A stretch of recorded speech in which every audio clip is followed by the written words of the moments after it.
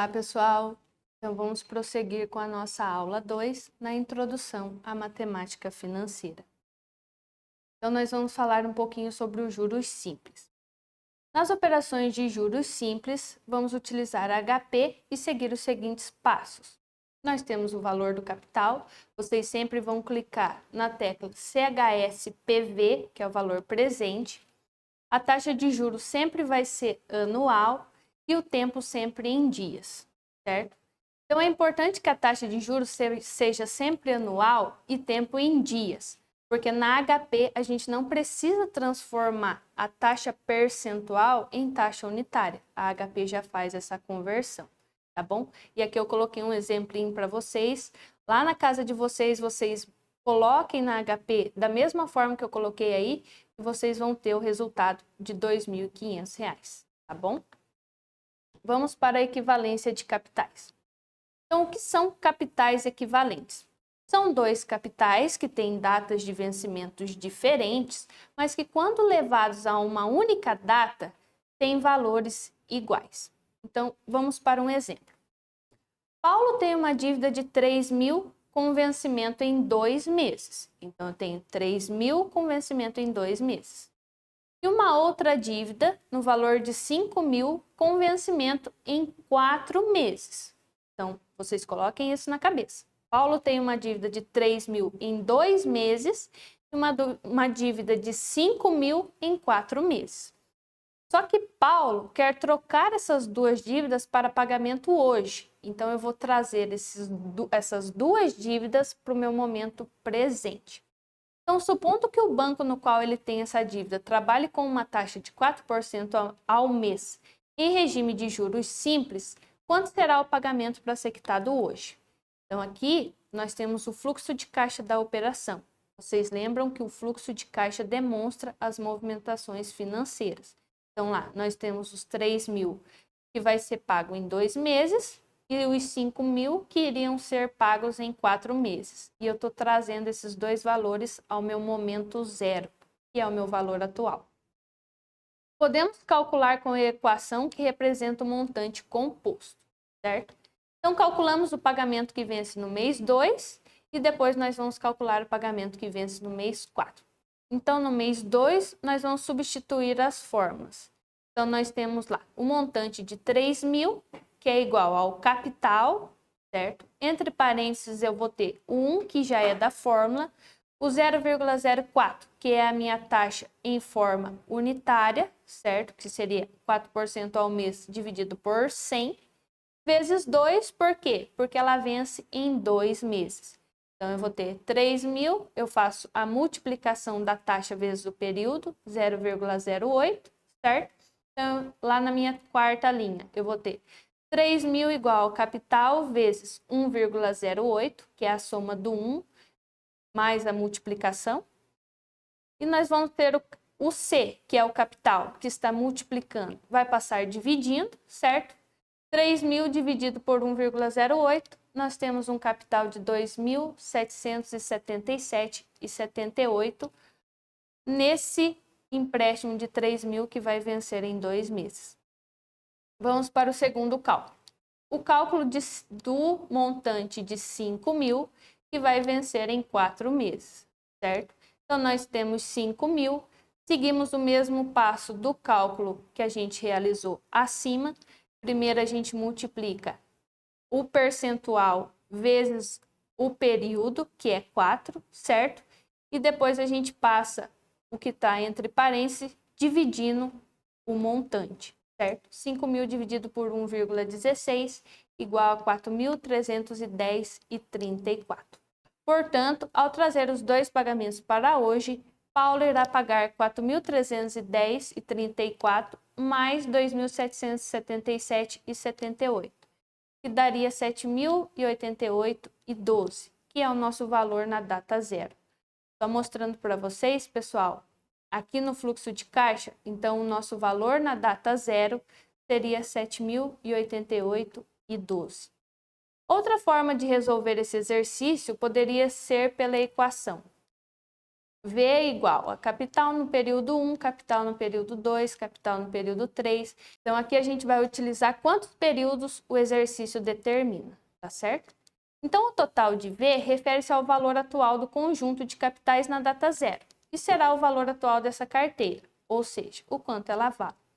Resolvendo esse exercício, temos 3.000, que seria do primeiro empréstimo, e 5.000, que seria do segundo empréstimo. Então, vamos lá. Substituindo na fórmula, o 1, que já é da fórmula, 0,04, que é o percentual, que é a taxa, certo? E 2, que é o período relacionado ao empréstimo de 3.000, tá bom? E nós temos os 5.000 dividido sobre o 1, que já é da fórmula, 0,04, que é a taxa, vezes 4, que é o período. Resolvendo esse exercício, nós temos lá no valor final 7.088,12. Então, nós temos duas formas de resolução, tanto pela equação do valor atual, quanto pela equação do montante composto, tá bom? Então, dentro da equivalência de capital, também podemos querer prorrogar o prazo de um título. Então, no exemplo de Paulo, ele queria antecipar o pagamento. Mas supondo que a gente queira postergar um pagamento, como que a gente faz esse cálculo? Então, nós temos um exemplo. Luciana tem uma dívida de 4.000 que vence no mês 3 e quer prorrogá-la para o mês 6. Então, vamos lá, gente. Vence no mês 3 e ela quer prorrogar para o mês 6. Então, qual o período que temos nesse intervalo? É um período de 3 meses, certo? Então, considerando uma taxa de 4% ao mês, em regime de juros simples, de quanto será a dívida se prorrogada para o mês 6? Então, vamos substituir na fórmula do montante. Nós temos lá 4.000, que é o nosso capital. Nós temos um que já é da fórmula, 0,04, que é a taxa em forma unitária, vezes 3. Por quê? Porque 3 é a diferença entre o vencimento e para onde eu quero postergar a dívida, certo? Então, nós temos um capital de 4.480. Então, se no mês 3, Luciana ia pagar R$4.000, lá no mês 6, ela vai pagar 4.480, um valor maior. Nós temos também as operações com hot money. São operações de empréstimos de curtíssimo prazo, geralmente um dia, concedido por instituições financeiras a empresas. Então, supondo que a empresa ela tem uma obrigação de quitar algo imediato e ela está sem capital, ela teve um déficit no seu caixa e ela precisa de um dinheiro rápido. Então, as operações com hot money são concedidas por essas instituições financeiras por serem ágeis, certo? Hot money que é dinheiro quente, dinheiro ágil, certo? Então, vamos para um exemplo. Uma empresa recebe um empréstimo do tipo hot money de R$100.000. No prazo de um dia, a taxa de 3% ao mês. No dia seguinte, sem condições de pagar o montante, a empresa solicitou novamente a renovação do empréstimo por mais um dia. Só que a taxa que o banco irá cobrar no segundo dia é de 3,2% ao mês. Então, aqui nós temos duas taxas. Nós temos a taxa de 3% no primeiro dia e de 3,2% no segundo dia. Então, qual foi o montante obtido no final dos 2 dias? Então, vamos calcular primeiro o primeiro dia e depois o segundo dia. Então, nós temos o exemplo no nosso primeiro dia. Então, primeiramente, a gente vai converter a taxa mensal em taxa diária. Então, vocês lembram que sempre um mês no prazo comercial tem 30 dias. Então, eu vou ter 3% dividido por 30, 0,1 ao dia, certo? Transformando na forma unitária, 0,001. Então, eu vou ter lá o meu capital de 100.000 vezes a minha taxa vezes o meu período de um dia. Eu vou ter R$100 no meu primeiro dia. No segundo dia, novamente eu faço a transformação da taxa mensal em diária e depois em unitária. Então, eu vou ter o meu capital de 100.000 vezes a minha taxa vezes o 1, que é o meu período nesse cálculo. Então, eu vou ter um juros de 106,70. Então, somando os juros dos 2 dias, 100 mais 106,70, eu vou ter um montante de 100.206,70. Então, essa empresa que adquiriu esse empréstimo de 100.000, Ao final dos 2 dias, vai pagar R$ 100.206,70. Então, aqui a gente vai falar um pouco sobre o desconto simples, certo? Ali nós temos a fórmula e é bem fácil de fazer. Então, vamos lá. Cleide tem uma empresa e irá precisar descontar uma duplicata no valor de 30 mil que ela descontou em um banco 3 meses antes de vencer. Supondo que a taxa de desconto comercial é 2,5 ao mês, determine. Então, eu vou ter o 30 mil, que é o meu capital, certo?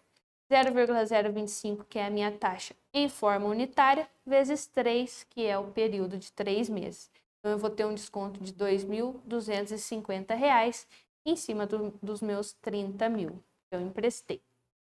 Então, qual o valor líquido que Cleide recebeu? Então, nós temos a fórmula e transformando a fórmula, nós temos o 30 mil, que foi o que ela emprestou, menos o desconto de 2.250, que calculamos anteriormente, ela irá pagar R$ 27.750, tá bom? Um desconto bem razoável. Vamos lá ao desconto de títulos. Existem situações práticas em que um lojista pode descontar vários títulos ao mesmo tempo. Nesse caso, ele precisa apresentar ao banco uma lista discriminando o valor e o prazo dos títulos. Tal documento é chamado de bordereau. Então, aqui nós temos um exemplo, certo? Um lojista apresentou ao banco um bordereau com títulos para descontar e o banco cobra um desconto simples de 2,5% ao mês. Então, nós temos 4 mil em 30 dias, 6 mil em 45 dias, 10 mil em 60 dias. Na tabelinha que está aí para vocês, certo? A gente sempre vai dividir o 30 dias, o 45 dias e os 60 dias, que é o período, por 30. Por quê? Porque a taxa é mensal. Então, o meu período também precisa estar em meses, certo? Então, lá na primeira linha da tabelinha, nós temos 4 mil, que é o meu capital inicial, certo? Vezes 1. Por que vezes 1? Porque 30 dias é um mês, certo? E 0,025, que é a taxa. Então, num primeiro momento, eu vou ter R$ 100, depois, na minha segunda linha, que é 6 mil, que é o meu capital, certo? Vezes 1,5. Por que 1,5? Porque esses 6 mil é em 45 dias. 45 dias dividido por 30 daria 1,5 meses, certo? Vezes 0,025, que é a taxa, eu vou ter um desconto de 225. E assim sucessivamente. Somando os descontos, eu vou ter um total de R$ 19.175, certo? Esse seria a soma dos meus 3 títulos para ser descontado na data presente, tá bom? Dessa maneira, podemos determinar o valor presente por meio do prazo médio dos títulos, tá bom? Aqui a gente tem tanto a resolução na equação quanto na HP, tá bom? Eu coloquei bem detalhada a resolução na HP, é só vocês clicarem na tecla, assim como eu coloquei nessa sequência, que vai dar o valor de R$ 49,50, tá bom? Inflação e correção monetária. Então, trata-se do aumento generalizado do preço, certo? Nós sofremos muito com a alteração da inflação, porque ela desvaloriza o dinheiro e diminui o poder de compra. Nós temos o índice de inflação, que mensura de forma indireta a perda do valor dessa unidade monetária. Então, o índice de inflação ele nos mostra como o dinheiro perdeu o valor, o que antes eu conseguia comprar com R$2, hoje eu já não consigo mais. E nós temos também o índice de preços, que é essa medição da mudança que ocorre nos preços, tá bom? Esses preços, esses índices são determinados pela Fundação Getúlio Vargas, pelo IBGE e pela FIPE. Então, aqui nós temos os principais índices agregados de preço. Então, por razões de ordem estatística, o índice de inflação é definido como 1 ou 100% no mês base, em um mês qualquer. E o índice é igual ao preço médio da cesta básica do mês base. O mês base geralmente é o mês mais antigo. Então, vamos para um exemplo. Vamos considerar que no mês uma cesta básica custa em média R$500 e nos meses seguintes o valor seja 510, 520 e 540. É possível obter as taxas de inflação de cada mês em relação ao mês anterior e os seus respectivos índices.